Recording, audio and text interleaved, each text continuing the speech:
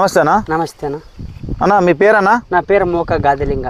ఎక్కడన్నా మోక గాదిలింగ అంటే నాది పేరు మోక గాదిలింగ, మాది ఊరు వీరపాపురం. ఎక్కడ వీరపాపురం? ఏ డిస్ట్రిక్ట్? ఆలూరు తాలూకు హాలేరు మండల కర్నూలు జిల్లా వీరపాపురం గ్రామం. ఓకేనా అన్న, మీరు ఏ విత్తనం వేసినారన్నా? SRS 33. SRS 33 ఎక్కడ తెచ్చుకున్నారన్నా? అదేని లక్ష్మీ వెంకటేశ్వర స్వామి. నేను వేరే విత్తనాలు అడిగినాను, వాళ్ళు ఒకసారి ఇది పెట్టి చూడండి అంటే పెట్టినాను.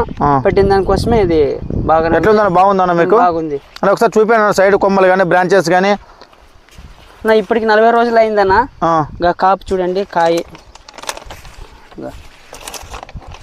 దగ్గర కాపు, దగ్గర జడ కాపు, చిట్టాకు బాగా చెట్టు కూడా పంగులతో వచ్చింది. మేము ఇంకా కొంచెం దగ్గర దూరం పెట్టుకుని ఉంటే ఇంకా కొంచెం బాగుండేది. చెప్పినారా? చెప్తే కూడా మేము దూరం పెట్టింది చూడు, బ్రాంచ్ ఎట్లా వచ్చింది చూడు. దూరం పెట్టింది అనుకో, నువ్వు దగ్గర ఎంత తేడా చూడు.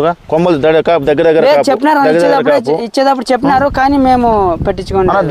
దోంపోటు ఏమేమి లేదు. ఎన్ని రౌండ్ ముందు కొట్టినా ఇప్పటికి 2 రౌండ్లు. ఏమేమి కొట్టావు 2 రౌండ్లు? మోనో సెటప్, లైకే కొట్టినావు అంటే బాగుంది విత్తనం. అంటే మీ ఊరు నువ్వు కొట్టినా ఎవరైనా వేసినారు అక్కడ. ఇంకా మా చిన్నమ్మలు మా మామలు అంతా వేసినారు. అందరు బాగున్నాయా? అందరూ బాగున్నాయి. ఓకేనా, ఒకసారి చూస్తాను. ఒకసారి సైడ్లో చేంజ్ చూపి, ఒకసారి పొలంలో చూపాను. ఒకసారి సైడ్ కొమ్మలు కానీ చెట్టు చూడండి ఒకసారి. నా దగ్గర పెట్టిన దానికోసమే కొంచెం హైట్ పోయింది. దూరం పెట్టింటే కొంచెం పంగలు వచ్చింది. ఒకసారి చూడండి ఒకసారి.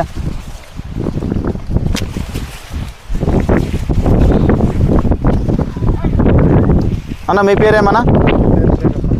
మీరు పత్తి వేసినారన్నా?